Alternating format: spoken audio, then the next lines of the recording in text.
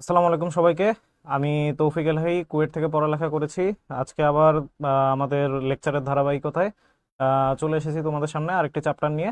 আমাদের আজকে আলোচ্য বিষয় হচ্ছে মৌলের পর্যায়বৃত্ত ধর্ম ও রাসায়নিক বন্ধন। তোমরা অবশ্যই জানো এটা হচ্ছে রসায়ন প্রথম পত্রের তৃতীয় অধ্যায়। আম, তো আমরা গতদিন আলোচনা করেছিলাম, গতদিন বলতে পরশুদিন আলোচনা করেছিলাম হচ্ছে গুণগত রসায়নের এমসিকিউ প্রবলেমস নিয়ে। আজকেও আমরা এমসিকিউ প্রবলেমস নিয়ে আলোচনা করব এবং আমি আশা রাখি যে আমি অন অ্যান্ড অ্যারাউন্ড যে 50টা প্রবলেম তোমাদের এখানে নিয়ে এসেছি বিভিন্ন কলেজের প্রশ্ন এবং বোর্ডের প্রশ্ন মিলিয়ে 2023 এবং 24 সালের এই প্রবলেমগুলো করলে তোমাদের এই চ্যাপ্টারের সমস্ত সমাধান সমস্যা তোমরা আহ, আর কি ওভারকাম করতে পারবা। তো ডিরেক্ট আমরা প্রবলেমে চলে যাই, যেহেতু আমাদের লাইভ শুরু করতে একটু দেরি হয়ে গেছে কিছু টেকনিক্যাল প্রবলেমসের জন্য। তো আমরা একবারে শুরু করি।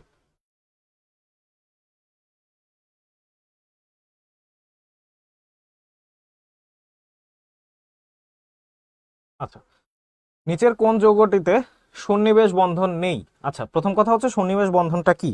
আমরা বন্ধন নিয়ে এই চ্যাপ্টারে অনেক বেশি আলোচনা করব। তো আমাদের একটা এই চ্যাপ্টারের বিশেষ একটা পার্টই হচ্ছে রাসায়নিক বন্ধন। তো আমাদের এখানে কি কি বন্ধন আমরা পাবো? একটা হচ্ছে আয়নিক বন্ধন, একটা হচ্ছে আয়নিক বন্ধন,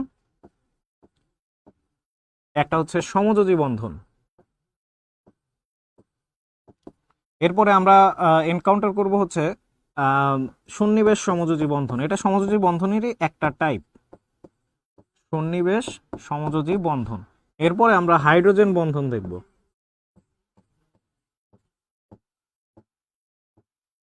তারপরে আমরা ভ্যান্ডার ওয়ালস বন্ধন দেখব,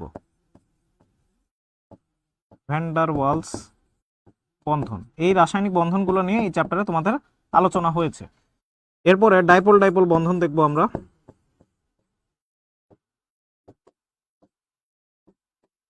তো আমাদের এত কিছু এই কোশ্চেনটার জন্য লাগবে না, আমাদের কোশ্চেনটার জন্য লাগবে হচ্ছে সন্নিবেশ সমযোজী বন্ধন আর সমযোজী বন্ধন, এই দুটার মধ্যে বেসিক ডিফারেন্সটা কোথায়। তো বেসিক ডিফারেন্স যদি আমরা বলি, একটা এক্সাম্পল দিয়ে চিন্তা করা যায়। সমযোজী বন্ধন বিষয়টা হচ্ছে আমি যদি একটা এক্সাম্পল দেই সমযোজী বন্ধনের ক্ষেত্রে, যে ধরো এমন একটা পরমাণু আছে যার এখানে লাস্টের শেলে দুইটা ইলেকট্রন বেশি,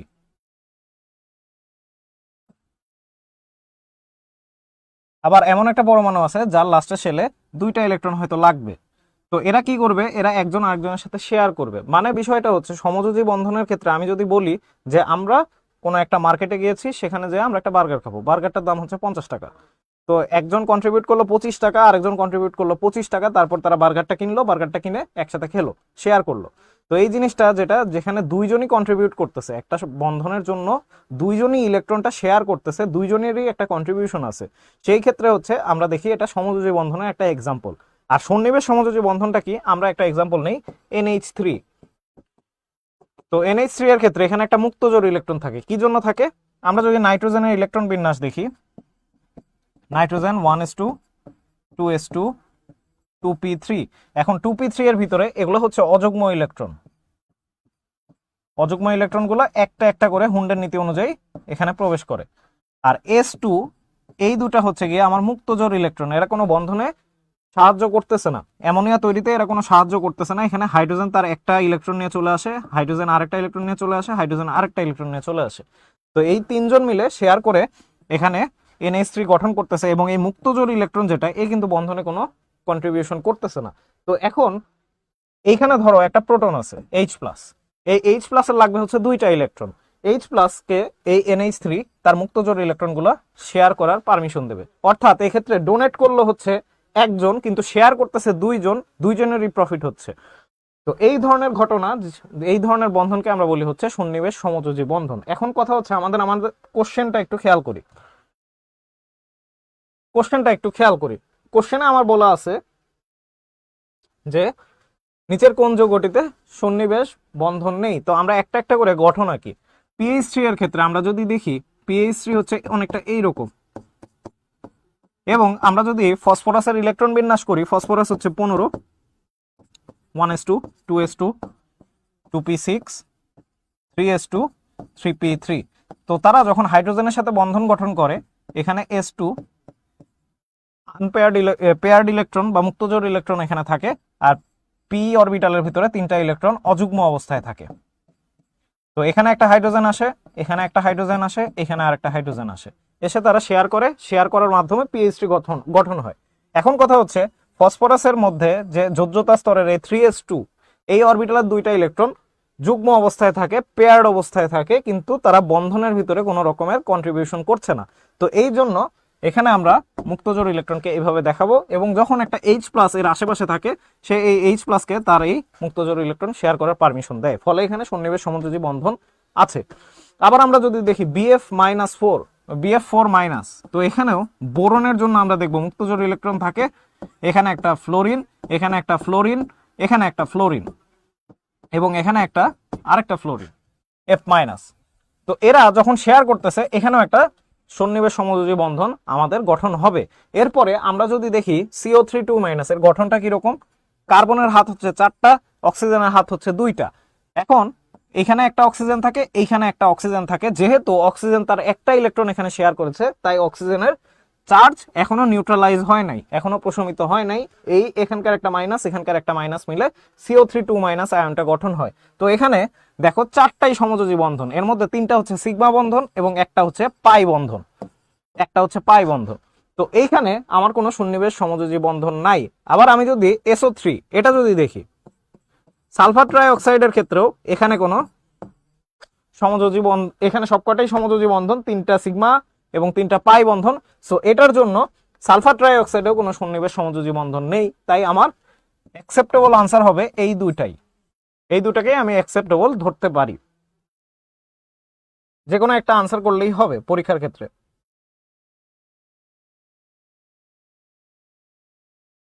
আচ্ছা,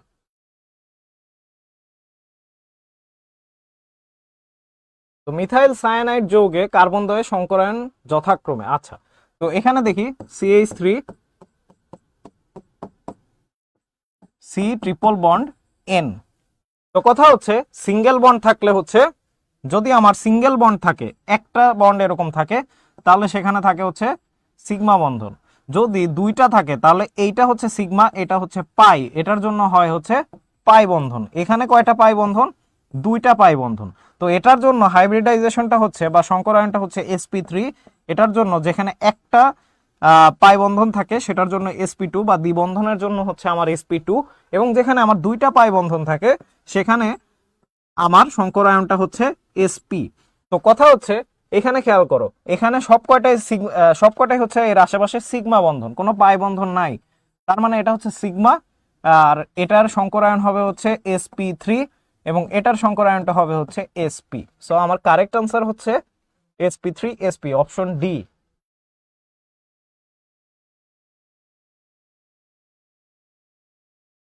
ওকে, নিচের তথ্যের আলোকে প্রশ্নের উত্তর দাও। প্রথমে একটা মৌলের কথা বলা আছে, মৌলটা হচ্ছে এক্স, এটা হচ্ছে গ্রুপ 13 পর্যায় 3। তাহলে আমাদের খুব তাড়াতাড়ি রিকল করতে হবে গ্রুপ 13-এ কে থাকে পর্যায় 3-এ। এটা থাকে হচ্ছে অ্যালুমিনিয়াম, তার মানে আমার এক্স যেটা,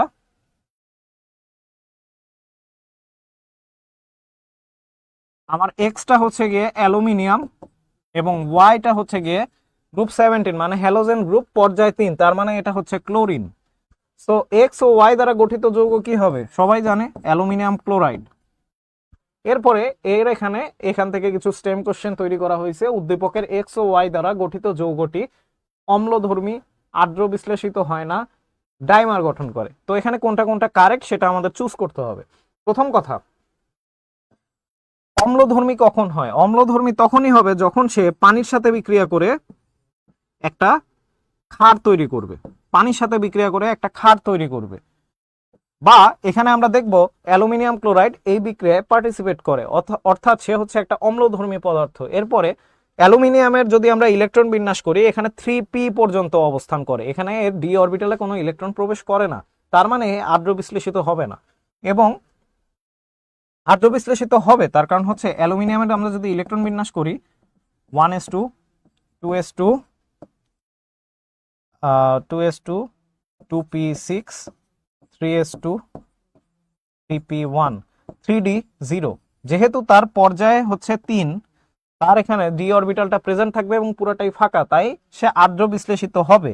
যেহেতু তার ফাঁকা ডি অরবিটাল থাকবে, 5টা ডি অরবিটাল থাকে, তার এখানে পানি তার মুক্ত জোর ইলেকট্রনকে শেয়ার করতে পারবে, শেয়ার করে সে সহজেই আদ্য বিশ্লেষিত হতে পারবে এবং সে ডায়মার গঠন করে। ডায়মারটা কিভাবে গঠন করে আমরা যদি দেখি, অ্যালুমিনিয়াম ক্লোরাইডের ক্ষেত্রে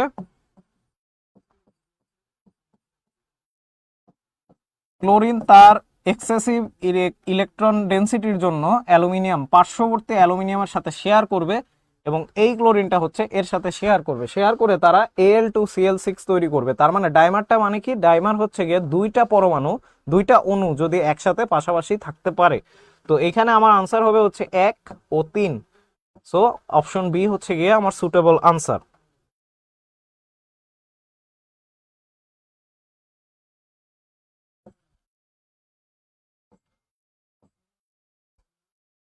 আচ্ছা, সেম কোশ্চেন। এখানে আমাদের মনে রাখতে হবে অ্যালুমিনিয়াম ক্লোরাইড যদি আমরা তাপ দেই এটা ঊর্ধ্বপাতিত হবে। এটা আমাদের একটা থিওরিটিক্যাল কোশ্চেন, এখানে তেমন কিছু জানার নাই, এটা ডিরেক্টলি ঊর্ধ্বপাতিত হবে। C6H6 H6 যৌগে সিগমা ও পাই বন্ধনের অনুপাত কোনটি? তার মানে আমাদের বুঝতে হবে C6H6 জিনিসটা কি। এটা হচ্ছে গিয়ে বেনজিন। আমরা যদি বেনজিনের গঠনটা দেখি,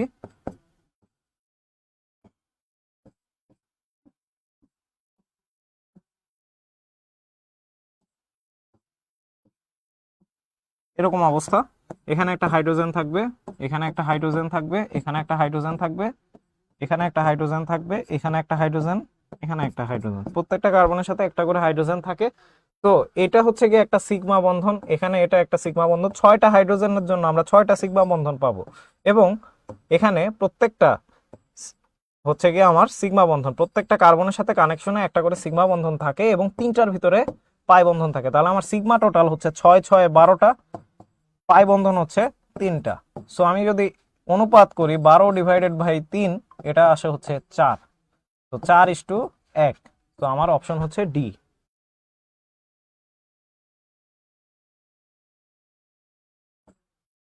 নিচের কোনটি সবচেয়ে প্যারাম্যাগনেটিক? আচ্ছা, প্যারাম্যাগনেটিক জিনিসটা হচ্ছে চৌম্বকত্বের ভিতরে থাকে। চৌম্বকত্ব কাদের ভিতরে থাকে? অবস্থান্তর মৌলের ভিতরে থাকে। এখন কথা হচ্ছে আমার প্যারাম্যাগনেটিক জিনিসটা কি? প্যারাম্যাগনেটিক হওয়া মানে হচ্ছে তার আনপেয়ার্ড ইলেকট্রন থাকবে। আনপেয়ার্ড ইলেকট্রন জিনিসটা কি? আনপেয়ার্ড ইলেকট্রন হচ্ছে ডি অরবিটাল, এরকম সাপোজ ডি অরবিটালের ভিতরে সাপোজ আমার এখানে অবস্থা আছে হচ্ছে D6, তাহলে সেই ক্ষেত্রে একটা একটা করে ঢুকবে ইলেকট্রন হুন্ডের নীতি অনুযায়ী, তারপর আরেকটা ঢুকবে। আবার যদি থাকে হচ্ছে D7, তাহলে আমার হচ্ছে একটা একটা করে 5টা অরবিটালে 5টা ঢুকবে এবং আমার বাদ থাকে হচ্ছে 2টা, সেই 2টার স্পিন অপোজিট হবে। ওকে, তো এইখানে এই কনসেপ্টটাই হচ্ছে কি আমাদের আনপেয়ার্ড ইলেকট্রনের কনসেপ্ট, যে আনপেয়ার্ড ইলেকট্রন যদি থাকে আমাদের সেই যৌগটা হবে হচ্ছে সেই মৌলটা হবে হচ্ছে প্যারাম্যাগনেটিক। এখন মৌল বা আয়ন সেটা হবে হচ্ছে প্যারাম্যাগনেটিক। এখানে কি কি আছে সেটা আমার দেখতে হবে। প্রথম কথা হচ্ছে Cu প্লাস, Cu প্লাস এটার যদি আমরা ইলেকট্রন বিন্যাসটা করি, ইলেকট্রন বিন্যাস করা মানে হচ্ছে এর 28টা ইলেকট্রন থাকবে। যেহেতু কপার হচ্ছে 29টা ইলেকট্রন থাকে, এর পারমাণবিক সংখ্যা হচ্ছে 29। এখন Cu প্লাস এর এখানে হয় হচ্ছে 4s1 3d10 কপারের ক্ষেত্রে। এখন 4s থেকে একটা ইলেকট্রন বের হয়ে যাবে, এখানে হয়ে যাবে হচ্ছে 3d10। তো আমরা যদি দেখি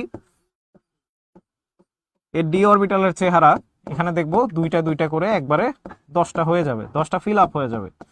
তো এটার ফলে এর প্যারাম্যাগনেটিক হওয়ার কোনো চান্সই নেই। এরপরে Cu2+ এর ক্ষেত্রে আমরা দেখব যে এখানে আর্গন, তারপরে 4s0 3d থেকে একটা ইলেকট্রন চলে যাবে, 3d9 হয়ে যাবে। সো 3d9 এর যদি আমরা চেহারা দেখি, একটা একটা করে ঢুকলো, তারপরে আরেকটা করে ঢুকলো। তো এখানে আনপেয়ার্ড ইলেকট্রন হচ্ছে একটা, আনপেয়ার্ড ইলেকট্রন হচ্ছে গিয়ে আমার একটা। এরপরে যদি আয়রন 2+ দেখি, আয়রন 2+ হচ্ছে 24টা ইলেকট্রন থাকবে। আর্গন এখান থেকে হয় হচ্ছে 4s2 3d5। তো আমার এখান থেকে এস থেকে হচ্ছে 2টা ইলেকট্রন চলে যাবে। এস থেকে হচ্ছে আয়রনের ক্ষেত্রে হচ্ছে 28, 26 থেকে 2টা চলে গেলে থাকে হচ্ছে 24। তো আমার হবে হচ্ছে 3d6, 4s2টা হয়ে যাবে হচ্ছে আমার 0। 4s 0 হয়ে যাবে। তো আমরা যদি এটা ডি অরবিটালের চেহারাটা দেখি, একটা একটা করে 5টা ঢুকলো এবং এখানে একটা। সো এখানে আমার আনপেয়ার্ড ইলেকট্রন আছে হচ্ছে 4টা, আগেরটাতে ছিল হচ্ছে একটা, এটাতে আছে হচ্ছে 0টা। এরপরে আমরা যদি ক্রোমিয়াম 3+ দেখি, ক্রোমিয়াম হচ্ছে 24, 3+ হওয়া মানে হচ্ছে 21। সো ক্রোমিয়ামের ইলেকট্রন বিন্যাসে আমরা যদি তাকাই, আর্গনের পরে 4s1 3d5, তাহলে 4s1টা হয়ে যাবে হচ্ছে 4s0 এবং 3d5 থেকে 2টা ইলেকট্রন চলে যাবে, এটা হয়ে যাবে হচ্ছে 3d3। তো এটার ডি অরবিটালের দিকে যদি আমরা তাকাই, 1 1 1। তো এখানে আনপেয়ার্ড ইলেকট্রন আছে হচ্ছে কি আমার 3টা। সো আমরা যদি এখন কম্পেয়ার করি, এখানে 0, এখানে 1, এখানে 4, এখানে 3, তাহলে আনপেয়ার্ড ইলেকট্রনটা কার ভিতরে সবচেয়ে বেশি? আয়রন 2+ এর ভিতরে বেশি। তার মানে সে হবে হচ্ছে গিয়ে আমার সবচেয়ে বেশি প্যারাম্যাগনেটিক। আমার এখানে আনসার হবে হচ্ছে অপশন সি। সমযোজী বৈশিষ্ট্যের সঠিক ক্রম কোনটি? আচ্ছা, এই জিনিসটা হচ্ছে ফাজানের নীতি বা পোলার আয়ন নীতি। তো ফাজানের নীতিটা হচ্ছে আয়নিক যৌগের সমযোজী বৈশিষ্ট্য নিয়ে আলোচনা করে। মানে হচ্ছে কোনো আয়নিক যৌগই 100% আয়নিক না, তার ভিতরে কিছু সমযোজী বৈশিষ্ট্য থাকে। তো আমাদের এখানে এটা ব্যাখ্যা করার জন্য ফাজানের নীতিটা একটু রিকল করতে হবে। তো ফাজানের নীতি যদি আমরা একটু রিকল করতে চাই, ফাজানের নীতিটা ছিল হচ্ছে অনেকটা এরকম।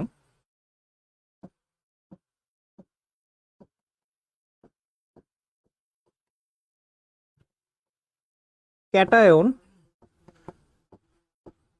ও অ্যানায়নের চার্জ বেশি হলে, 2 নাম্বারটা হচ্ছে ক্যাটায়ন যত ছোট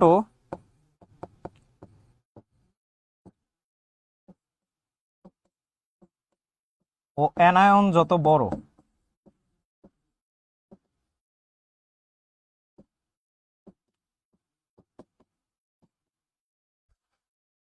3 নাম্বার হচ্ছে ক্যাটায়নের ইলেকট্রন বিন্যাসে ডি অরবিটাল থাকলে। এটা আমাদের প্র্যাকটিসে তেমন একটা লাগে না 3 নাম্বার পয়েন্টটা, তাও আমাদের জেনে রাখার জন্য আমি এটা বলে দিলাম। কিন্তু আমাদের প্রথম দুইটা দিয়েই ম্যাক্সিমাম প্রবলেম আমরা সলভ করে ফেলতে পারি।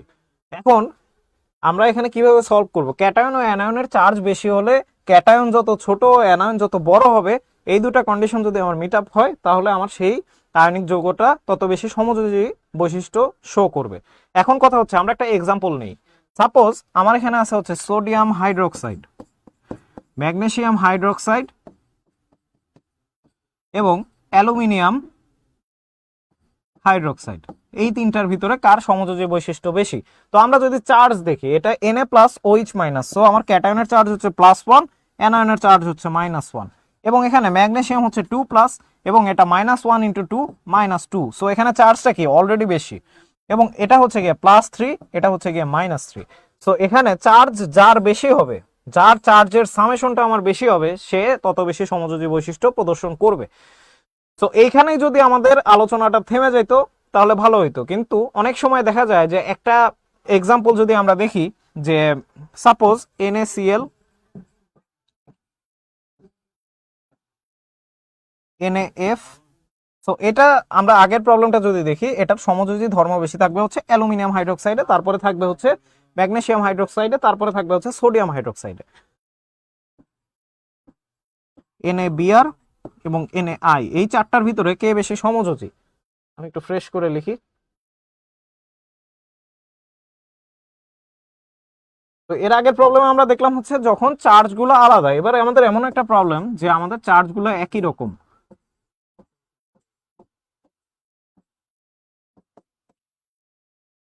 সোডিয়ামের সাথে হ্যালোজেন যেগুলো আছে, হ্যালোজেনের হ্যালাইড যে গঠন হচ্ছে সেটার একটা এক্সাম্পল আর কি। Sodium fluoride, sodium chloride, sodium bromide, sodium iodide. আচ্ছা, তো এখানে আমরা দেখবো এর চার্জ +1, এর চার্জ -1, চার্জ +1, চার্জ -1, +1, -1, +1, -1। তো এরকম যদি অবস্থা থাকে, এরকম অবস্থা থাকলে আমরা চার্জ দিয়ে এটাকে ব্যাখ্যা করতে পারতেছি না, তখন আমাদের যেতে হবে আকারে। তো আমাদের কন্ডিশনটা ছিল হচ্ছে ক্যাটায়ন যত ছোট হবে এবং অ্যানায়ন যত বড় হবে। তো আমরা যদি ক্যাটায়ন গুলোর দিকে তাকাই, ক্যাটায়ন হচ্ছে আমার চারটার ভিতরেই ফিক্সড, সোডিয়াম প্লাস। তার মানে অ্যানায়ন যত বড় হবে আমার তত বেশি সমযোজী ধর্ম এখানে বেশি থাকবে। তো আমরা জানি iodide is greater than bromide is greater than chloride is greater than fluoride. So এই সিরিজটা যদি আমরা মেনটেন করি, আমরা দেখবো সোডিয়াম আয়োডাইডের ভিতরে সবচেয়ে বেশি সমযোজী ধর্ম থাকবে, তারপরে থাকবে হচ্ছে সোডিয়াম ব্রোমাইড, তারপরে থাকবে সোডিয়াম ক্লোরাইড এবং লাস্টে থাকবে হচ্ছে আমার সোডিয়াম ফ্লোরাইড।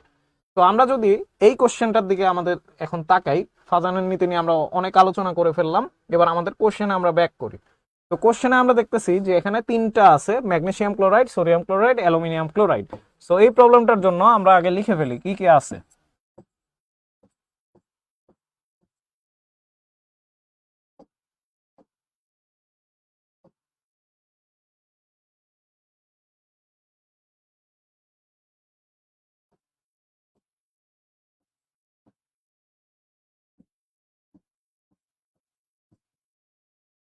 এখন এই তিনটার ভিতরে দেখি, আমরা চার্জ দিয়ে দেখি আগে। এটা হচ্ছে +2, এটা হচ্ছে -2, +3, -3। সো আমরা দেখতেছি যে আমাদের আকার পর্যন্ত যাওয়া লাগতেছে না, আমরা চার্জ দিয়ে এটা ব্যাখ্যা করতেছি যে অ্যালুমিনিয়াম ক্লোরাইডের ভিতরে যে চার্জ সেটা হচ্ছে বেশি। সো এটা সবচেয়ে বেশি সমযোজী ধর্ম প্রকাশ করবে। সো আমাদের আনসারটা হবে হচ্ছে গিয়ে অপশন সি।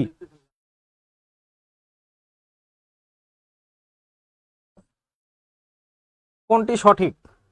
তো প্রথম কথা হচ্ছে আমরা এখানে প্রত্যেকটা জিনিস নিয়ে আলোচনা করব। আকারের ক্ষেত্রে, আকারের ক্ষেত্রে আমরা জানি যে একই দিকে পর্যায়ের একই দিকে বাম থেকে ডানে যদি আমরা যাই তাহলে আমাদের আকারটা হচ্ছে, এটা হচ্ছে আকারের ক্ষেত্রে, এইদিকে হচ্ছে গিয়ে আমার আকারটা ছোট হয়, যেহেতু আমার এখানে প্রোটন এবং ইলেকট্রন এখানে বাড়ছে, তো তাদের মধ্যে আকর্ষণ বলটা বেড়ে যায়। যত বেশি চার্জ থাকবে, আমরা জানি কুলম্বের নীতি অনুযায়ী যে যত বেশি চার্জ থাকবে সেখানে বলটা, তড়িৎ বল যেটা, সেটার পরিমাণটা বাড়ে, সমানুপাতিক সম্পর্ক। তো এখানে একই পর্যায়ের ভিতরে আমরা দেখি যে শেল সংখ্যা একই রকম থাকে কিন্তু তার ভিতরে ইলেকট্রন বেশি থাকে। ইলেকট্রন বেশি থাকা মানে হচ্ছে প্রোটনও বেশি থাকে। তো তার জন্য আমার এখানে আকর্ষণ বলটা বেড়ে যায়, যার ফলে এর আগে এরকম বড় ছিল পর্যায়ের প্রথম দিকে, সেটা আস্তে আস্তে ছোট হয়। এবং উপর থেকে নিচে যদি যায় সেখানে একটা একটা করে শেল বাড়ে, শেল বাড়লে আমার আকারটা অটোমেটিক্যালি বড় হয়। সো এইদিকে আকারটা হচ্ছে বাড়ে, এইদিকে হচ্ছে কমে। আমি যদি অ্যারো দিয়ে দেখাই এরকম। এরপরে আয়নীকরণ শক্তি যদি আমরা দেখি বা আয়নাইজেশন পটেনশিয়াল, এটার ক্ষেত্রে আমরা দেখব যে আকারটা, তার আগে হচ্ছে আয়নাইজেশন পটেনশিয়াল জিনিসটা কি। আয়নাইজেশন পটেনশিয়াল জিনিসটা হচ্ছে কোনো একটা মৌলের গ্যাসীয় অবস্থাকে যদি আমরা শক্তি দেই, শক্তি দিলে সেটাকে আয়নিত করার জন্য আমার যে পরিমাণ শক্তি দিতে হবে সেটাই হচ্ছে আয়নাইজেশন পটেনশিয়াল ওই মৌলটার ক্ষেত্রে। সো আয়নাইজেশন পটেনশিয়াল যত আকার এখানে ছোট হয় তত তোমার এখানে বেশি শক্তি দিতে হবে, তার কারণ আকারটা কম্প্যাক্ট, তোমার এখানে শক্তি বেশি দিতে হবে। তো যার ফলে বাম থেকে ডানে গেলে যেহেতু আমার আকারটা ছোট হচ্ছে, তাই আমার এখানে বেশি আয়নাইজেশন পটেনশিয়াল লাগবে, আমার এখানে বেশি শক্তি দিতে হবে, এবং উপর থেকে নিচে গেলে আমার এটা বাড়বে। এরপরে হচ্ছে ইলেকট্রন আসক্তি। ইলেকট্রন আসক্তি জিনিসটা কি, বাম থেকে ডান দিকে যত আমরা যাই তার অষ্টকের কাছাকাছি সে চলে যায়, তার মানে তার ভিতরে ইলেকট্রনের ক্ষুধাটা আস্তে আস্তে বাড়ে। সো বাম থেকে ডান দিকে আমরা দেখব ইলেকট্রন অ্যাফিনিটির ক্ষেত্রে বা ইলেকট্রন আসক্তির ক্ষেত্রে বাম থেকে ডান দিকে আমার এটা বাড়ে এবং উপর থেকে নিচে এটা কমে। এরপরে তড়িৎ ঋণাত্মকতা। তড়িৎ ঋণাত্মকতা জিনিসটা কি? তড়িৎ ঋণাত্মকতা জিনিসটা হচ্ছে কোন একটা মৌলের ক্ষেত্রে যদি তারা সমযোজী বন্ধনে আবদ্ধ হতে চায় তাহলে সে সমযোজী বন্ধনে যে পরিমাণ ইলেকট্রনকে নিজের দিকে কাছে টানতে পারে সেটাই হচ্ছে গিয়ে তড়িৎ ঋণাত্মকতা। সাধারণত যাদের অষ্টকের খুব কাছাকাছি থাকে, বিশেষ করে হ্যালোজেন, এরা হচ্ছে তড়িৎ ঋণাত্মকতা অনেক বেশি, এবং বাম থেকে ডান দিকে গেলে অষ্টকের যত কাছাকাছি যাবে তার তড়িৎ ঋণাত্মকতা বাড়তে থাকে, এবং উপর থেকে নিচে যদি আমরা যাই সেখানে তড়িৎ ঋণাত্মকতা আস্তে আস্তে কমতে থাকে। সো ইলেকট্রোনেগেটিভিটি বা তড়িৎ ঋণাত্মকতার ক্ষেত্রে আমরা বলতে পারি বাম থেকে ডান দিকে গেলে এটা বাড়ে, উপর থেকে নিচের দিকে গেলে এটা কমে। তো এবার আমাদের প্রবলেমের দিকে তাকাই। প্রবলেমে বলা আছে হচ্ছে আকার। লিথিয়াম, বেরিলিয়াম, বোরন, কার্বন প্রত্যেকটা হচ্ছে দ্বিতীয় পর্যায়ের মৌল। তো আকারের ক্ষেত্রে আমরা দেখতেছি লিথিয়ামের আকারটা বেশি, বেরিলিয়ামের আকারটা বেশি, বোরনের আকারটা বেশি, কার্বনের আকারটা কম। আচ্ছা, তো এটা আমার একটা কারেক্ট আনসার। তাও আমরা প্রত্যেকটা দেখবো, এখানে মাল্টিপল আনসার থাকতে পারে, কিন্তু তোমাদের পরীক্ষায় তোমরা যদি একটা দাও সেটাই ওকে। আয়নীকরণ শক্তি যদি আমরা দেখি লিথিয়ামের কম, বেরিলিয়ামের একটু বেশি, বোরনের একটু বেশি, কার্বনের একটু বেশি। আচ্ছা, এটা নিয়ে যদি আমরা আলোচনা করতে চাই, দেখে মনে হচ্ছে ঠিক আছে, কিন্তু আসলে এর ভিতরে কিছু সমস্যা আছে। তো আয়নাইজেশন পটেনশিয়াল জিনিসটা ছিল হচ্ছে কোনো একটা মৌলকে যদি আমরা গ্যাসীয় অবস্থায় নিয়ে যাই, তারপর সেখানে যে পরিমাণ শক্তি দিলে সেটা আয়নিত হবে।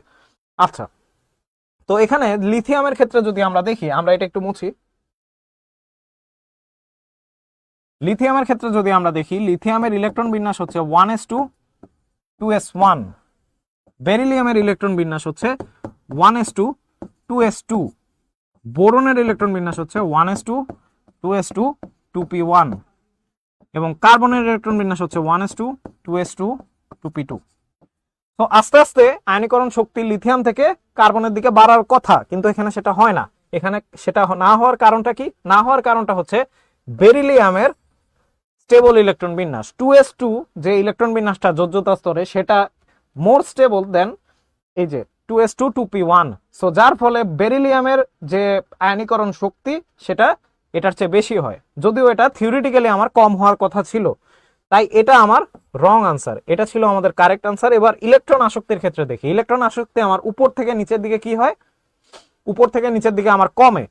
সো আমার হওয়ার কথা ছিল হচ্ছে ফ্লোরিন, এটা হ্যালোজেনের একটা group, fluorine, chlorine, bromine, iodine, কিন্তু সেটা হয় না। তার কারণ হচ্ছে ফ্লোরিন এর পারমাণবিক সংখ্যা হচ্ছে 9, দুইটা শেলের ভিতরে চাপাচাপি করে অনেকগুলা ইলেকট্রন থাকে, যার ফলে তার ভিতরে ইলেকট্রন ডেনসিটি বা ইলেকট্রনের ঘনত্ব অনেক বেশি, যার ফলে তার ইলেকট্রনের প্রতি চাহিদাটা কিছুটা কমে যায়। ফলে এটার সিরিজটা হয় হচ্ছে chlorine is greater than fluorine is greater than bromine is greater than iodine. So এটা আমার একটা কারেক্ট অপশন। এবং তড়িৎ ঋণাত্মকতার ক্ষেত্রে সেম জিনিসটা দেওয়া আছে, কিন্তু তড়িৎ ঋণাত্মকতার ক্ষেত্রে আমরা এই এক্সেপশনালটা দেখি না। তড়িৎ ঋণাত্মকতা যেরকম হওয়ার কথা ছিল, fluorine is greater than chlorine is greater than bromine is greater than iodine, এরকমটাই হয়। সো যার ফলে আমাদের এখানে কারেক্ট অপশন হচ্ছে এ আর সি। ওকে,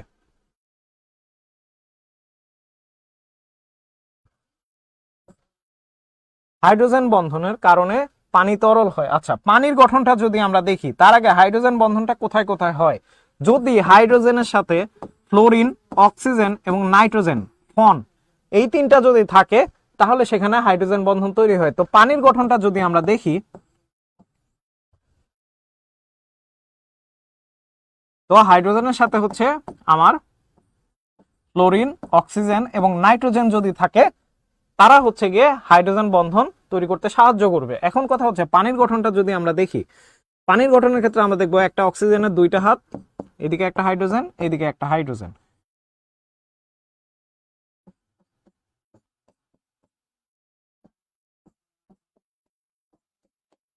এভাবে অনেকগুলো পানির অণু পাশাপাশি থাকে।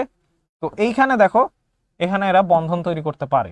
এর আগেও একটা হয়তো পানির অণু ছিল, এর পরেও হয়তো একটা পানির অণু ছিল, যার ফলে H2O এরা যদি পাশাপাশি থাকে, এরা নিজেদের মধ্যে খুবই দুর্বল একটা বন্ধন, পানি মানে পানির জন্য হাইড্রোজেন বন্ধনটা তৈরি হয়। তো হাইড্রোজেন বন্ধন তৈরি হওয়ার মানে কি? তার বন্ধনের যে ভাঙার জন্য তোমার যে শক্তিটা দিতে হবে, তার চেয়ে একটু বেশি শক্তি দিতে হবে। ফলে একটু বেশি শক্তি দেওয়া মানে কি? সে গ্যাসীয় থেকে তরলে প্রমোটেড হয়েছে। সো পানিটা তরল হয় হাইড্রোজেন বন্ধনের জন্য। এর একটা মানে অনুধাবনমূলক কোশ্চেন তোমাদের হাজারি স্যারের বইয়ে আছে, সেটা হচ্ছে পানি তরল, H2S গ্যাসীয় কেন? দেখো, এই কোশ্চেনটাও যদি আমরা ব্যাখ্যা করতে চাই, পানি হচ্ছে গিয়ে তোমার এর ভিতরে অক্সিজেন থাকে, সালফার হচ্ছে অক্সিজেনের সাথে সেম গ্রুপেরই মৌল, এরা হচ্ছে গ্রুপ 16 এর মৌল। তো গ্রুপ 16 এর মৌলগুলোর হাইড্রাইড একই রকম হওয়ার কথা ছিল, যেহেতু গ্রুপের ভিতরে যে মৌলগুলো থাকে তাদের বৈশিষ্ট্যগুলো অনেকটা সেম। সো তাদের হাইড্রাইড একই ধর্মের হওয়ার কথা ছিল, কিন্তু পানি এখানে হয়ে যায় হচ্ছে তরল, তার কারণ তার ভিতরে হাইড্রোজেন বন্ধন থাকে। কিন্তু হাইড্রোজেনের সাথে সালফার যখন বন্ধন গঠন করে, সালফার যেহেতু ফ্লোরিনও না, অক্সিজেনও না, নাইট্রোজেনও না, যার জন্য সেখানে হাইড্রোজেন বন্ধন হয় না। হাইড্রোজেন সালফাইডের গঠনটা অনেকটা হচ্ছে এরকম হয়ে যায়। এখানে আশেপাশে কোনো রকমের বন্ধন তৈরি করা, হাইড্রোজেন বন্ধন তৈরি করার মতো কোনো জায়গা নেই, যার ফলে এটা হয়ে যায় গ্যাসীয়। আচ্ছা, পরেরটা, ইথেন পানিতে দ্রবণীয়। প্রথম কথা হচ্ছে ইথেনের ভিতরে কোনো রকমের হাইড্রোজেন বন্ধন থাকে না। ইথেন হচ্ছে গিয়ে CH3 CH3। সো হাইড্রোজেনের সাথে থাকতে হবে আমার ফ্লোরিন, অক্সিজেন, নাইট্রোজেন। সো এটা হবে না। লাস্টের অপশনটা ইথানোয়িক অ্যাসিড ডাইমার গঠন করে। প্রথম কথা হচ্ছে ইথানোয়িক অ্যাসিড কিভাবে ডাইমারটা গঠন করে এটা আমাদের বুঝতে হবে। তো ইথানোয়িক অ্যাসিডের সংকেত যদি আমরা দেখি CH3,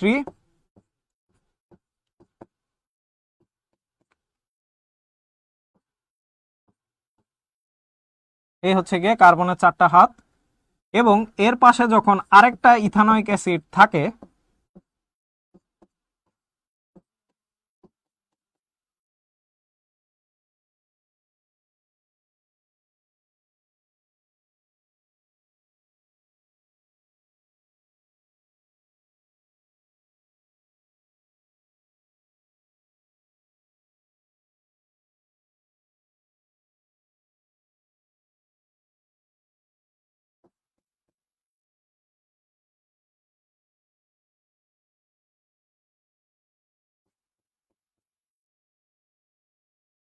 দেখো, এই ক্ষেত্রে দুইটা ইথানোয়িক অ্যাসিড CH3COOH, এই ক্ষেত্রে আমরা দেখো এই অক্সিজেন আর হাইড্রোজেনটা কাছাকাছি থাকে, তো হাইড্রোজেনের যেহেতু খুব কাছাকাছি থাকে এখানে একটা ডাইমার তারা গঠন করতে পারে। এইটুকু হচ্ছে একটা, এইটুকু হচ্ছে আরেকটা, তারা নিজেদের ভিতরে হাইড্রোজেন বন্ধনের মাধ্যমে একসাথে কানেক্টেড আছে, অনেকটা অ্যালুমিনিয়াম ক্লোরাইডের মতো, যে এরা দুইজন একসাথে আছে, যেহেতু দুইটা অণু একসাথে কাছাকাছি থাকে এই জন্য এখানে ডাইমার গঠিত হয়। সো আমার এখানে অপশন হবে হচ্ছে 1 ও 3।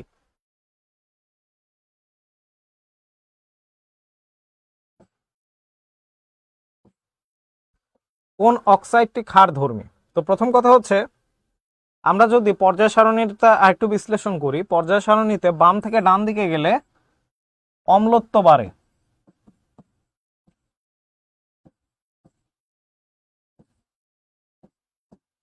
এবং উপর থেকে নিচের দিকে গেলে অম্লত্ব কমে বা ক্ষারত্ব বাড়ে।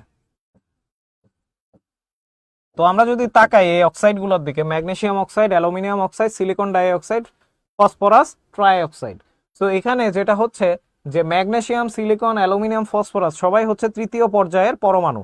তো এদের অক্সাইডগুলা যেহেতু আমার এখানে পর্যায় সারণী দিয়ে আমরা ব্যাখ্যা করতে পারতেছি যে যে যত বেশি বামে থাকবে তার ক্ষেত্রে তার অম্লত্বটা কমবে বা তার ক্ষারত্বটা বেশি হবে। সো এখানে দেখো ম্যাগনেসিয়াম থাকে হচ্ছে গ্রুপ 2-তে, অ্যালুমিনিয়াম থাকে গ্রুপ 13-এ, সিলিকন পর্যায়ক্রমে থাকে হচ্ছে পরবর্তী গ্রুপে 14-এর দিকে, ফসফরাস হচ্ছে 15-এ। সো এখানে আমার ম্যাগনেসিয়াম অক্সাইড যেটা, এটা হচ্ছে সবচেয়ে বেশি ক্ষারধর্মী।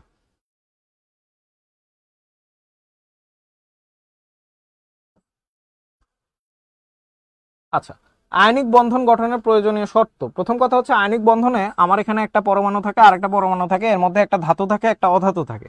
তো ধাতুটা কি করে? ধাতুটা হচ্ছে তার ইলেকট্রনটা সহজে শেয়ার করতে পারে। তো সহজে শেয়ার করা মানে কি? সে আয়নিত হচ্ছে, পজিটিভ আয়নে পরিণত হচ্ছে, ইলেকট্রন ছেড়ে দিয়ে সে আয়নিত হচ্ছে। তার মানে তার আয়নীকরণ শক্তি যদি কম হয় এবং এখানে যে অধাতুটা থাকবে তার যদি ইলেকট্রন আসক্তিটা অনেক বেশি হয়, তাহলে তারা নিজেদের মধ্যে স্টেবল একটা বন্ধন তৈরি করতে পারবে। এবং আমার আরেকটা শর্ত থাকে, সেটা হচ্ছে ল্যাটিস এনথালপি। এই ল্যাটিস এনথালপি হচ্ছে কোনো একটা ক্রিস্টাল গঠন হইলেও সেই ক্রিস্টালটার স্টেবিলিটি বোঝায়। আমার একটা ক্রিস্টাল, যা তা ক্রিস্টাল আমি গঠন করতে পারবো না, বা যা তা একটা ক্রিস্টাল আমরা গঠন করতে পারি না সাধারণত, সেখানে তার ল্যাটিস এনথালপির ভ্যালুটা আমার অনেক একটা হাই ভ্যালু হতে হবে, তাছাড়া তার স্টেবিলিটি আমরা প্রকাশ করতে পারি না। সো আমার আয়নিক বন্ধনের জন্য প্রয়োজনীয় শর্ত হচ্ছে আমাদের যে ধাতুটা থাকবে তার নিম্ন আয়নীকরণ শক্তি থাকবে, আমার অধাতুটার হচ্ছে উচ্চ ইলেকট্রন আসক্তি থাকতে হবে, এবং যে ল্যাটিস তৈরি হচ্ছে তার ল্যাটিস এনথালপি বা ল্যাটিস শক্তির ভ্যালুটা অনেক হাই হতে হবে। আমরা এবার দেখি, তো এখানে তিনটাই আমাদের প্রেজেন্ট, সো আমার অপশন হচ্ছে ডি, এটার কারেক্ট আনসার।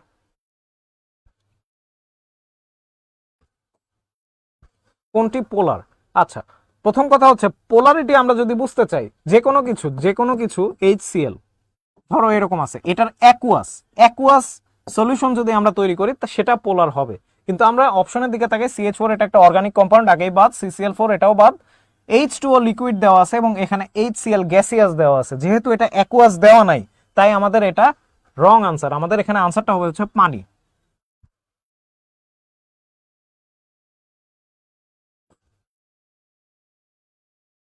আচ্ছা, কোন তথ্যটি উদ্দীপকের সকল মৌলের জন্য প্রযোজ্য? তো আমার উদ্দীপকের মৌলগুলো কি কি? গ্রুপ 16-এ এ হচ্ছে গিয়ে আমাদের অক্সিজেন, বি হচ্ছে গিয়ে আমাদের ফ্লোরিন, সি হচ্ছে গিয়ে আমাদের সালফার, এবং ডি হচ্ছে গিয়ে আমাদের ক্লোরিন। তো এখানে আমাদের যদি কোন তথ্যটি উদ্দীপকের সকল মৌলের জন্য প্রযোজ্য? এটা কোশ্চেনের দিকে যদি তাকাই, পরিবর্তনশীল যোজ্যতা এখানে সবাই প্রদর্শন করে না। অক্সিজেন, ফ্লোরিন, ক্লোরিন পরিবর্তনশীল যোজ্যতা প্রদর্শন করে না। এখানে সালফার কেবল পরিবর্তনশীল যোজ্যতা প্রদর্শন করে। কক্ষ তাপমাত্রায় দ্বিপারমাণবিক আয়ন, তো দ্বিপারমাণবিক আয়ন এখানে হয় হচ্ছে, দ্বিপারমাণবিক গ্যাস এখানে হয় হচ্ছে oxygen O2, fluorine F2, chlorine Cl2। কিন্তু সালফার কিন্তু দ্বিপারমাণবিক আয়ন বা গ্যাস, দ্বিপারমাণবিক গ্যাস সরি, এটা তৈরি করতে পারে না। সো এটাও আমাদের জন্য রাইট আনসার না। এরা ধাতুর সাথে আয়নিক যৌগ গঠন করে। হ্যাঁ, এরা ধাতুর সাথে আয়নিক যৌগ গঠন করে, এটা আমাদের কারেক্ট আনসার। উচ্চ তড়িৎ-ঋণাত্মক মৌল, সবকটার তড়িৎ-ঋণাত্মকতা এখানে বেশি না, সো ওটা আমাদের জন্য সুটেবল আনসার না। এটা আমাদের জন্য সুটেবল আনসার, সবকটার জন্যই প্রযোজ্য হচ্ছে অপশন সি।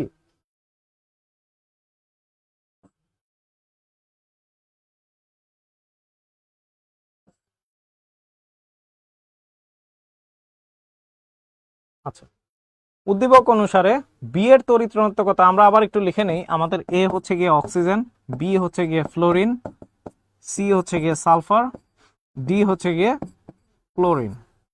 তো আমরা যদি দেখি ডি এর ইলেকট্রন আসক্তি বি অপেক্ষা কম, মানে হচ্ছে ডি এর ইলেকট্রন আসক্তি বি অপেক্ষা কম, এটা আমাদের কারেক্ট আনসার হবে না। তার কারণ হচ্ছে ইলেকট্রন আসক্তি একটু আগে আমরা দেখে আসছি যে ক্লোরিনের ইলেকট্রন আসক্তিটা ফ্লোরিনের চেয়ে একটু বেশি হয়। তো আমাদের অপশন 2 যেটা, এটা ভুল। Ca2 যৌগটি অম্ল ধর্ম প্রদর্শন করে। Ca2 হচ্ছে সালফার ডাইঅক্সাইড। হ্যাঁ, সালফার ডাইঅক্সাইডের যখন তুমি পানির সাথে বিক্রিয়া করাবা, সেখানে তুমি দেখবা যে H2SO3, sulphur dioxide plus H2O, এখান থেকে তৈরি হয় হচ্ছে H2SO3। সো আমরা বলতে পারতেছি পানির সাথে বিক্রিয়া করে যেহেতু এখানে একটা অ্যাসিডিক পদার্থ তৈরি করছে সে, তার মানে এই অক্সাইডটা হচ্ছে কি আমাদের অ্যাসিডিক। বি এর তড়িৎ-ঋণাত্মকতা এ অপেক্ষা বেশি। তো বি এর তড়িৎ-ঋণাত্মকতা মানে হচ্ছে ফ্লোরিনের তড়িৎ-ঋণাত্মকতা ক্লোরিনের চেয়ে বেশি। সো এটা আমাদের কারেক্ট অপশন। সো আমাদের এই দুইটা হচ্ছে কারেক্ট, আমাদের এটা হচ্ছে গিয়ে ভুল। সো আমার আনসার হচ্ছে 1 ও 3, অপশন সি। ইথেন যৌগে কোন সংকরায়নটি ঘটে? ইথেন যৌগে আমরা যদি তাকাই, CH3, CH3, এখানে কেন্দ্রীয় পরমাণুর সংকরায়ন সবসময় গঠন হয়। কার্বনের sp3 হাইব্রিডাইজেশন হবে, কিন্তু এখানে এই অপশনটা দেখো হাইড্রোজেনেরও sp3 হাইব্রিডাইজেশন বলে দিছে।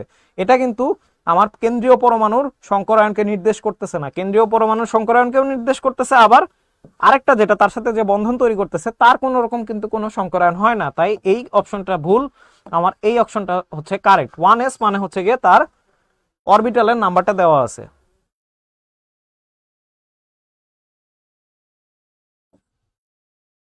নিচের কোন সেটটি বিশুদ্ধ সমযোজী? বিশুদ্ধ সমযোজী হওয়া মানে হচ্ছে তড়িৎ ঋণাত্মকতা ডেল্টা ইএন সেটা হবে হচ্ছে 0, মানে হচ্ছে Cl2, F2, H2 এগুলার ক্ষেত্রে দেখো হাইড্রোজেন হাইড্রোজেনের সাথে ফ্লোরিন, ফ্লোরিনের সাথে ক্লোরিন, ক্লোরিনের সাথে অক্সিজেন, অক্সিজেনের সাথে দুইটারই ইলেকট্রোনেগেটিভিটি বা তড়িৎ ঋণাত্মকতা সেম।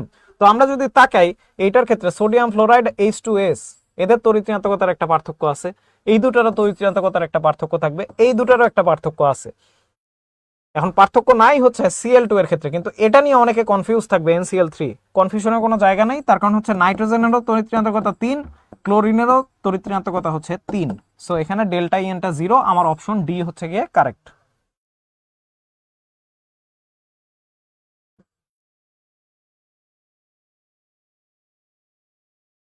আচ্ছা, তড়িৎ ঋণাত্মকতা জিনিসটা কি? এটা হচ্ছে সমযোজী বন্ধনের ক্ষেত্রে যদি দুইটা বন্ধনকৃত মৌলের ভিতরে আহ যদি একজন ইলেকট্রন টান দেয়, এই ঘটনাটাকে বলা হচ্ছে তড়িৎ ঋণাত্মকতা। তো এখানে এই জিনিসটা নির্ভর করবে হচ্ছে নিউক্লিয়াসের চার্জ, পারমাণবিক আকার, এখানে কোনো জারণ অবস্থার উপর নির্ভর করবে না। এখানে অপশন হচ্ছে গিয়ে 1 ও 2।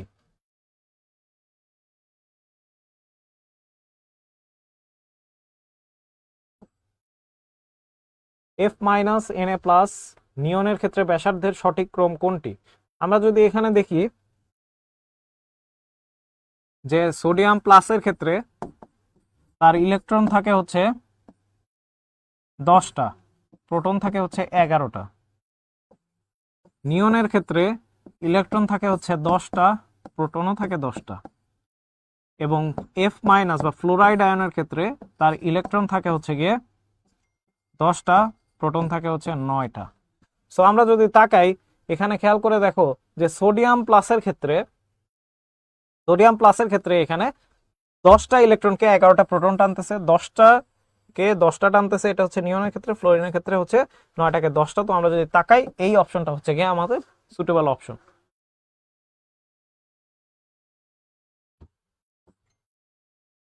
হাইড্রোজেন বন্ধনের ক্ষেত্রে যেহেতু এখানে এক্সেস একটা বন্ধন তৈরি হচ্ছে, তো স্ফুটনাঙ্ক অবশ্যই বাড়বে, পানিতে দ্রাব্যতা বাড়বে এবং ডাইমার গঠন সম্ভব হবে। সো আমার তিনটাই কারেক্ট আনসার। ডাইমার গঠনটা আমরা দেখে আসছি ইথানোয়িক অ্যাসিডের ক্ষেত্রে, আবার ইথানলের ক্ষেত্রেও ডাইমার গঠন হয়। তো এটা আমাদের একটা কারেক্ট অপশন। আমরা পরবর্তীটাতে চলে যাই। আচ্ছা, প্রথম কথা হচ্ছে এ, এম, কিউ, আর প্রত্যেকটা আমরা একটু লিখে রাখি। এ হচ্ছে গিয়ে গ্রুপ 15, এম হচ্ছে গিয়ে গ্রুপ 16, তার মানে এম হচ্ছে গিয়ে সালফার, এটা হচ্ছে ফসফরাস, কিউ হচ্ছে গিয়ে আমাদের ক্লোরিন, আচ্ছা সরি এটা হচ্ছে গ্রুপ 2। তো এ হচ্ছে গিয়ে নাইট্রোজেন, এম হচ্ছে গিয়ে অক্সিজেন, কিউ হচ্ছে গিয়ে ফ্লোরিন, আর নিয়ন, আবার এখানে ডি হচ্ছে গিয়ে ফসফরাস, ই হচ্ছে সালফার, জি হচ্ছে ক্লোরিন, টি হচ্ছে গিয়ে আর্গন। তো ইলেকট্রন আসক্তি কিউ ইজ গ্রেটার দেন জি, প্রথমে আমাদের দেখতে হবে কিউ কে। কিউ হচ্ছে গিয়ে ফ্লোরিন, জি হচ্ছে গিয়ে ক্লোরিন। তো ফ্লোরিনেরটা হচ্ছে ক্লোরিনের চেয়ে কম ইলেকট্রন আসক্তির ক্ষেত্রে, হ্যাঁ এটা আমাদের একটা কারেক্ট অপশন। বন্ধন কোণ Ag3, Ag3 হয় হচ্ছে গিয়ে আমাদের NCl3, এবং আরেকটা হয় হচ্ছে গিয়ে Dg3, যেটা সেটা হচ্ছে গিয়ে আমাদের PCl3। তো এখানে বন্ধন কোণ যেটা দেওয়া আছে, বন্ধন কোণটা হচ্ছে গিয়ে NCl3 এর বেশি হয়, হ্যাঁ এটা আমাদের কারেক্ট অপশন। তার কারণ আমরা যদি তাকাই এখানে NCl3 এর ক্ষেত্রে আমরা দেখব যে এখানে এদের একটা মুক্তজোড় ইলেকট্রন থাকে, ফসফরাস ট্রাইক্লোরাইড, এখানেও একটা মুক্তজোড় ইলেকট্রন থাকে। সো এখানে মুক্তজোড় ইলেকট্রন আমরা যদি VSEPR থিওরি, যেটা বা অনেকে শর্টে বলে হচ্ছে ভ্যাসপার থিওরি অনুযায়ী আমাদের এখানে মুক্তজোড় ইলেকট্রনের যে বিকর্ষণটা হবে, সেই বিকর্ষণের জন্য বন্ধন জোড় বা যে বন্ধনগুলো আছে এগুলো চেপে যাবে। এই দুটা ইলেকট্রন এইদিকে প্রেসার দিয়ে এই বন্ধনের ভিতরে যে ইলেকট্রনগুলো থাকে এদেরকে বিকর্ষণ করে এই বন্ধনটাকে চেপে আনে। এটা sp3 হাইব্রিডাইজেশন হওয়ার ফলেও এখানে বন্ধন কোণটা হয়ে যায় 107 ডিগ্রি বা 160 ডিগ্রি। আবার PCl3 এখানেও sp3 হাইব্রিডাইজেশন, এখানেও 109 ডিগ্রি 28 মিনিট হওয়ার কথা ছিল বন্ধন কোণটা, কিন্তু সেটা কমে যায়। কিন্তু কমে যে 160 ডিগ্রি হয় না, যেহেতু ফসফরাসের ক্ষেত্রে এটা হচ্ছে অধিক বড় একটা পরমাণু, এদের যে ইলেকট্রনগুলো থাকে এদের বিকর্ষণটা আরো বেশি হয়, যেহেতু এদের কেন্দ্রীয় পরমাণুর থেকে এদের ভিতরে আকর্ষণটা কম, যেহেতু এরা দূরে। কিন্তু নাইট্রোজেনের ক্ষেত্রে এই দুইটা ইলেকট্রন নাইট্রোজেনের যে নিউক্লিয়াসের অনেক কাছাকাছি থাকে, তাই সেখানে আকর্ষণ বলটা অনেক বেশি। তাই তারা ক্লোরিনের সাথে যে বন্ধন জোড় ইলেকট্রনগুলো আছে নাইট্রোজেনের, সেখানে তারা বিকর্ষণটা একটু কম করে, যার ফলে PCl3 এর ক্ষেত্রে বন্ধন কোণটা 94 ডিগ্রির কাছাকাছি চলে যায়। তো এটার জন্য বন্ধন কোণটা আমার NCl3 এর বেশি হবে PCl3 এর থেকে। এবং আয়নীকরণ শক্তি দেওয়া আছে হচ্ছে M, M মানে হচ্ছে গিয়ে অক্সিজেন, A হচ্ছে গিয়ে নাইট্রোজেন, কিউ হচ্ছে গিয়ে ফ্লোরিন, আর হচ্ছে গিয়ে নিয়ন। তো আয়নীকরণ শক্তি, যেটা আয়নীকরণ শক্তি বাম থেকে ডানে হচ্ছে গিয়ে বাড়ে। কিন্তু নাইট্রোজেনের ক্ষেত্রে যদি আমরা দেখি, নাইট্রোজেনের ইলেকট্রন বিন্যাস হচ্ছে 1s2 2s2 2p3। এখানে এটা একটা স্টেবল ইলেকট্রন বিন্যাস এর তুলনায়, এর হচ্ছে 2p4। তো স্টেবল ইলেকট্রন বিন্যাস হয়, এর যে একটা ইলেকট্রনকে তুমি আয়নিত করবা, সেই আয়নিত করতে তোমার একটু বেশি শক্তি দিতে হবে, যার ফলে এটাও আমাদের একটা কারেক্ট অপশন। সো এখানে সবকটাই আমার এখানে কারেক্ট অপশন। অপশন ডি হচ্ছে গিয়ে আমার রাইট চয়েস।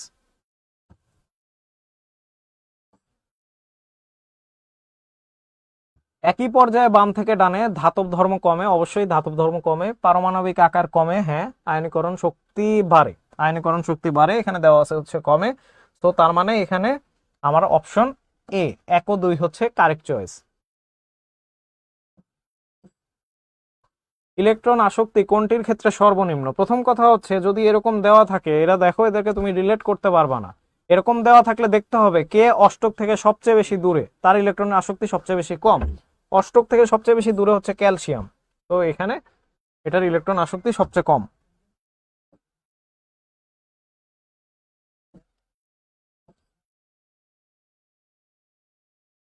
পোলার আয়ন নির্ভর করে ক্যাটায়নের আধানের উপর, অ্যানায়নের আকারের উপর। হ্যাঁ, ক্যাটায়নের আকারের উপর। ক্যাটায়নের আধান, অ্যানায়নের আকার, ক্যাটায়নের আকার প্রত্যেকটাই হচ্ছে আমার রেসপন্সিবল। পোলার আয়ন বলতে ফাজানের নীতিটাকে বোঝাচ্ছে।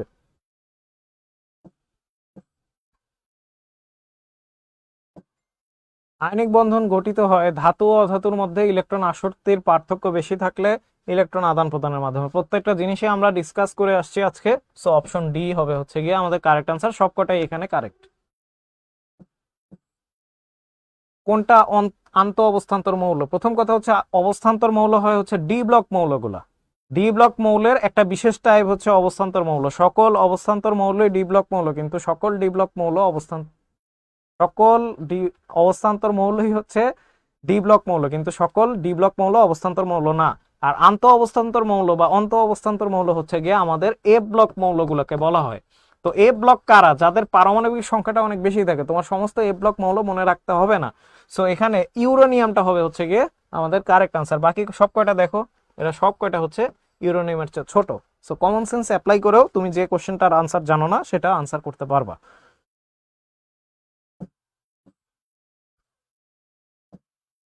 ইথিন অণুর ক্ষেত্রে হ্যাঁ আকৃতি সমতলীয় হয়, সমতলীয় ত্রিভুজ, 4টি সিগমা সিগমা ও একটি পাই বন্ধন থাকে। কার্বন কার্বন বন্ধন দৈর্ঘ্য ইথেন থেকে কম। বন্ধন দৈর্ঘ্যটা ইথেন থেকে কম হয় যেহেতু এখানে পাই বন্ধন থাকে, আকৃতিও সমতলীয় হয়। এখন এটা আমাদের একটু চেক করতে হবে। তো ইথিনের ক্ষেত্রে CH2 ডাবল বন্ড CH2, তো আমরা যদি বন্ধন চিত্রটা একটু আঁকি,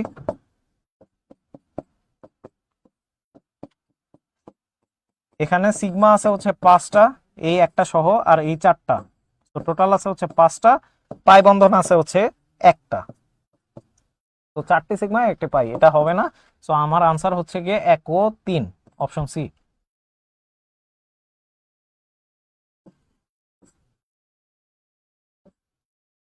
NH4Cl বন্ধন প্রকৃতি হচ্ছে, আমরা একদম ক্লাসের শুরুতে এটা নিয়ে আলোচনা করেছিলাম, NH4+। তো এখানে হচ্ছে নাইট্রোজেনের ভিতরে একটা মুক্তজোড় ইলেকট্রন থাকে, 3টা হাইড্রোজেন এখানে থাকে। তো এই 3টা কি? এই 3টা হচ্ছে সমযোজী, সমযোজী বন্ধন। এখানে হয় হচ্ছে গিয়ে H+ এর সাথে একটা সন্নিবেশ সমযোজী বন্ধন।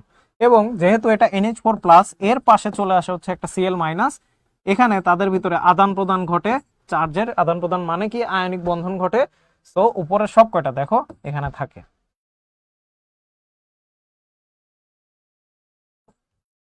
নিচের কোনটি সঠিক? তো এখানে নিচের কোনটি সঠিক সেটা হচ্ছে PH3 এর ক্ষেত্রে 94 ডিগ্রি হয়, এবং এখানে প্রিন্টিং এ একটু মিস্টেক আছে, এই প্রত্যেকটা হচ্ছে sp3।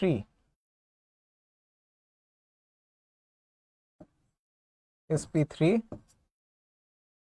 এটা হচ্ছে গিয়ে আমাদের কারেক্ট আনসার।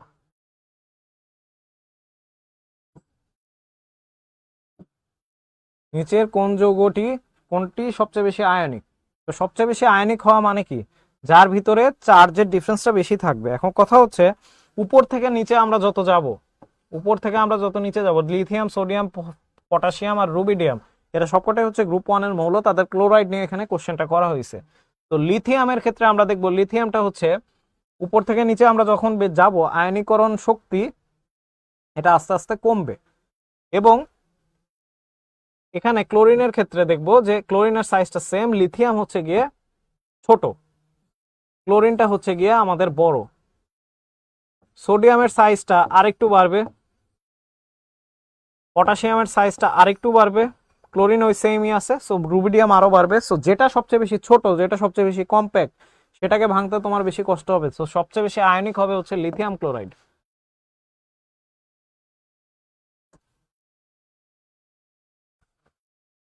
নিচের কোন যৌগে হাইড্রোজেন বন্ধন উপস্থিত আছে? মিথেন, CH4 হবে না। হাইড্রোজেনের সাথে যদি অক্সিজেন, ফ্লোরিন এবং নাইট্রোজেন, ফন, এই 3টা যদি থাকে তাহলে হবে। হাইড্রোজেন সালফাইডও হবে না, কার্বন টেট্রাক্লোরাইডও হবে না, এখানে একটাই হবে ইথানল। ইথানলের যদি হাইড্রোজেন বন্ধনটা আমরা দেখতে চাই, ইথানল হচ্ছে গিয়ে CH3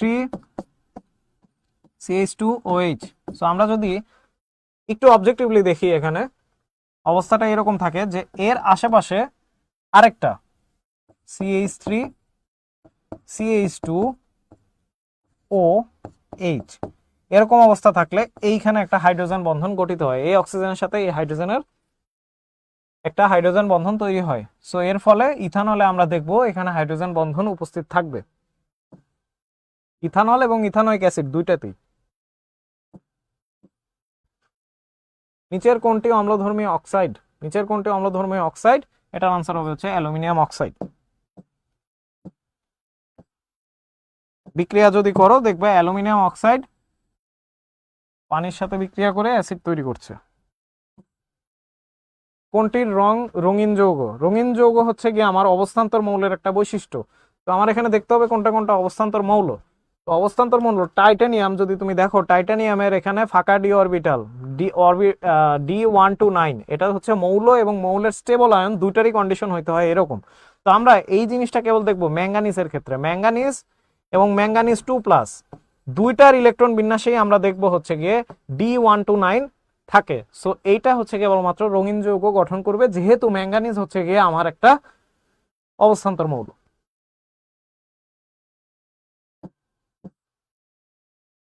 নিচের কোনটি সহজে বিয়োজিত হয়? সহজে বিয়োজিত হওয়া মানে কি? সহজে বিয়োজিত হওয়া মানে হচ্ছে যার ভিতরে বন্ধনটা একটু দুর্বল।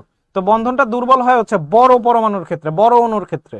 বড় অণুকে কে এখানে ব্যারিয়াম ক্লোরাইড, ব্যারিয়াম কার্বনেট, ক্যালসিয়াম তার চেয়ে ছোট, ম্যাগনেসিয়াম তার চেয়ে ছোট, বেরিলিয়াম সবচেয়ে ছোট, এরা হচ্ছে একই গ্রুপের, গ্রুপ 2 এর মৌল এরা। তো ব্যারিয়াম এখানে সবচেয়ে বড়, যার ফলে এই অণুটাও অনেক বড় হয়। সো এখানে তুমি এদেরকে সহজে বিয়োজিত করতে পারবা। অপশন ডি হবে হচ্ছে কারেক্ট আনসার।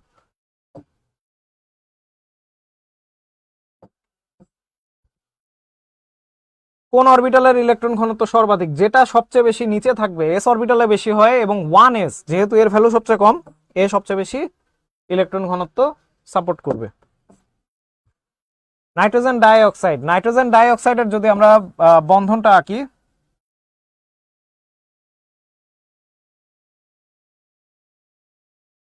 নাইট্রোজেনের এখানে হচ্ছে দুইটা অক্সিজেন এখানে থাকে, এবং এই মুক্তজোড় ইলেকট্রন যেটা থাকে, এই মুক্তজোড় ইলেকট্রনটা আরেকটা অক্সিজেনের সাথে শেয়ার করে। আমার জাস্ট এইটুকু লাগবে, এইটুকু দেখো সমতলীয় সরলরৈখিক একটা অবস্থা, মানে এটা হবে হচ্ছে 180 ডিগ্রি sp হাইব্রিডাইজেশন। এটা হচ্ছে কারেক্ট আনসার।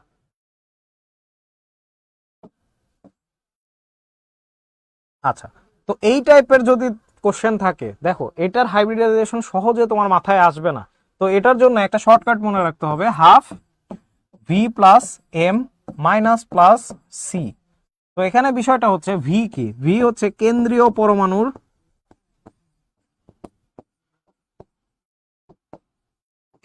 পরমাণুর যোজ্যতা স্তরের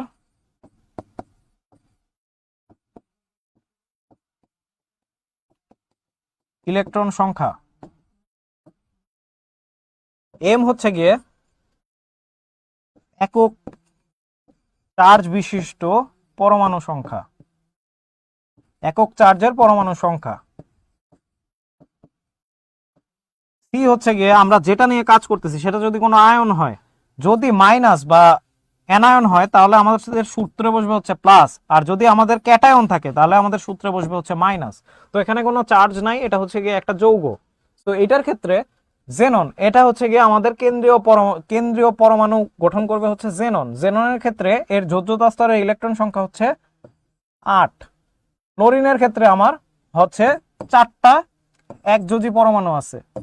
তো এখানে আমার টোটাল হবে হচ্ছে হাফ 8+4, এবং যেহেতু চার্জ নাই এটা হচ্ছে 0, সো এটা হচ্ছে 6।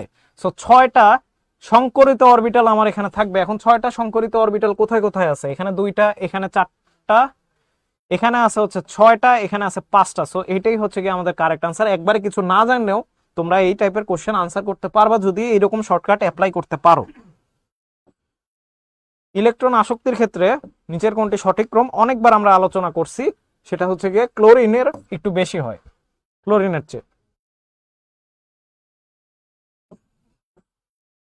কোনটির আয়নীকরণ শক্তি বেশি? তো কোনটির আয়নীকরণ শক্তি বেশি হয়? দেখো কার্বন, অক্সিজেন, নাইট্রোজেন একই গ্রুপে থাকে, কিন্তু ফসফরাস দেখো একই পর্যায়ে থাকে এরা, কিন্তু ফসফরাস অন্য একটা পর্যায়ে, তাই আমাদের এখানে আনসার হবে হচ্ছে ফসফরাস। আচ্ছা, আয়নিক বন্ধন গঠনের জন্য প্রযোজ্য শর্ত। আচ্ছা, ধাতুর নিম্ন আয়নীকরণ শক্তি, ঠিক আছে, যৌগের উচ্চ ল্যাটিস শক্তি, অধাতুর উচ্চ ইলেকট্রন আসক্তি, সেম, আগেও আমরা দেখেছি এই টাইপের কোশ্চেন। হাইড্রোজেন বন্ধন গঠিত হয় না নিম্নোক্ত কোন যৌগে? তো কথা হচ্ছে হাইড্রোজেনের সাথে যদি নাইট্রোজেন, অক্সিজেন এবং ফ্লোরিন এই বাদে কিছু থাকে তাহলে সেখানে গঠন হবে না। তো এখানে দেখো CH4, এটার ক্ষেত্রে গঠন হবে না। নিচের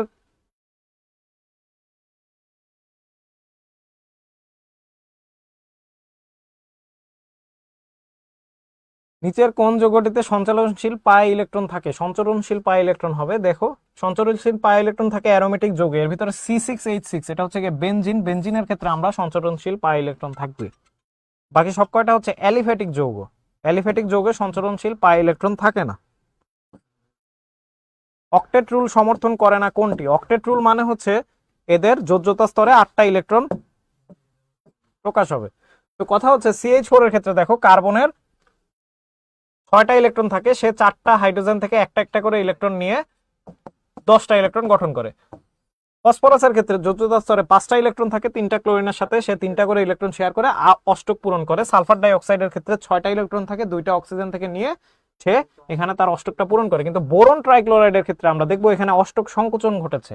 এখানে বোরনের 1s2 2s2 2p1 এরকম অবস্থা থাকে। তো তারপরে একে যখন এক্সাইট করা হয়, এক্সাইট করলে 2s অরবিটাল থেকে একটা ইলেকট্রন 2p অরবিটালে চলে যায়। তো এইখানে একটা ক্লোরিন আসে, একটা ক্লোরিন আসে, একটা ক্লোরিন আসে। এখানে দেখো বোরনের যোজ্যতা স্তরে কিন্তু 8টা ইলেকট্রন হয় নাই, অষ্টকের নিয়মটা সে কিন্তু মানে নাই, কিন্তু সে একটা স্টেবল যৌগ তৈরি করেছে। ওকে, চালকোজেন হচ্ছে কি আমাদের গ্রুপ 16, অক্সিজেন সালফার ওই গ্রুপটা। কোনটি সম্ভব নয়? দেখো কোনটা সম্ভব হয় না? অক্সিজেনের 2টা ইলেকট্রন লাগে, 2টা ফ্লোরিনের সাথে সে তৈরি করতে পারে। সালফারের পরিবর্তনশীল জারণ মান থাকে হচ্ছে +6 +2 +4। IF7 আয়োডিন 7টা পরমাণু থাকে, 7টা ইলেকট্রন থাকে, সেই 7টা ইলেকট্রন 7টা ফ্লোরিনের সাথে সে শেয়ার করতে পারে। কিন্তু OF6 এটা কিন্তু গঠন হওয়া সম্ভব না, কোনোভাবেই সম্ভব না। সবচেয়ে দুর্বল হচ্ছে গিয়ে আয়নিক বন্ধন সবচেয়ে স্ট্রং, এরপরে সমযোজী বন্ধন, এরপরে হচ্ছে সন্নিবেশ সমযোজী বন্ধন। সবচেয়ে এইখানে যেটা প্রেজেন্ট সিগমা বন্ধন পাই বন্ধন দুইটাই হচ্ছে সমযোজী বন্ধনের, এর ভিতরে পাই বন্ধনটা দুর্বল, সিগমা একটু স্ট্রং। আয়নিক বন্ধন সবচেয়ে স্ট্রং, সবচেয়ে দুর্বল হচ্ছে হাইড্রোজেন বন্ধন। ক্রোমিয়াম পরমাণুতে অযুগ্ম ইলেকট্রনের সংখ্যা কয়টি? ক্রোমিয়ামের ইলেকট্রন বিন্যাস করলেই হয়ে যাবে, 24 আর্গন পর্যন্ত। এরপরে 4s1 3d5। তো দেখো এস এখানে একটা অযুগ্ম ইলেকট্রন, এখানে একটা একটা করে ইলেকট্রন ঢুকবে। সো এখানে 5টা, এখানে একটা, টোটাল 6টা। H2S এর বন্ধন কোণ যখন কোণ না, এটা প্রিন্টিং একটা মিস্টেক, এটা হচ্ছে বন্ধন কোণ। তো কথা হচ্ছে H2 এর মতো হওয়ার কথা ছিল, H2 এর হয় হচ্ছে 104 ডিগ্রি, 104.5 ডিগ্রি। কিন্তু কথা হচ্ছে H2S এর ক্ষেত্রে সালফারটা অনেক বড় একটা পরমাণু। তো এই বড় পরমাণুর ভিতরে যখন মুক্তজোড় ইলেকট্রন থাকে, এই মুক্তজোড় ইলেকট্রনের বিকর্ষণটা অনেক বেশি হয় বন্ধনজোড় ইলেকট্রনের সাথে, তার জন্য এটা 104.5 ডিগ্রি থেকে কমে 92 ডিগ্রি হয়ে যায়। NH4Cl যৌগে আমরা এই কোশ্চেনটা আগেও দেখছি, আয়নিক বন্ধনও থাকবে, হাইড্রোজেন বন্ধনও থাকবে, সন্নিবেশ বন্ধনও থাকবে, সবকটাই।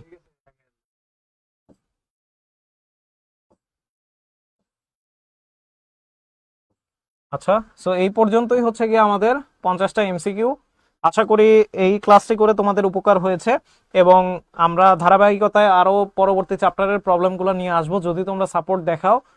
তো আমাদের এগিয়ে চলার জন্য তোমাদের সাপোর্ট দরকার, আমরাও চেষ্টা করব তোমাদের উপকার করার জন্য, যেহেতু আমাদের HSC পরীক্ষা খুব কাছাকাছি। এবং একটা কোশ্চেন আমাদের কাছে রেগুলার বেসিসেই এখন আসে যে ভাইয়া কতক্ষণ পড়বো। কথা হচ্ছে তুমি যতক্ষণ পারবা ততক্ষণই পড়বা, তোমার ক্যাপাসিটি অনুযায়ী তোমার পড়ালেখা করতে হবে। আমি যদি তোমাকে একটা রুটিন দিয়ে দেই এই রুটিনে পড়তে হবে ভাইয়া, সেটা তুমি কখনোই মানতে পারবে না। সব মানুষের রুটিন একরকম হয় না, সব মানুষের ক্যাপাসিটিও একরকম হয় না। তোমাকে তোমার ক্যাপাসিটি বুঝতে হবে, তোমার উইকনেস বুঝতে হবে, শেষের সময় এই উইকনেস বুঝে তোমাকে কাজ করতে হবে। তো আশা করি তোমরা এই বিষয়গুলো অনুধাবন করার চেষ্টা করবা এবং সঠিকভাবে পড়ালেখা করবা, সঠিক গাইডলাইনে থাকবা। আসসালামু আলাইকুম সবাইকে। আমাদের ক্লাস আজকে এখানে শেষ হচ্ছে।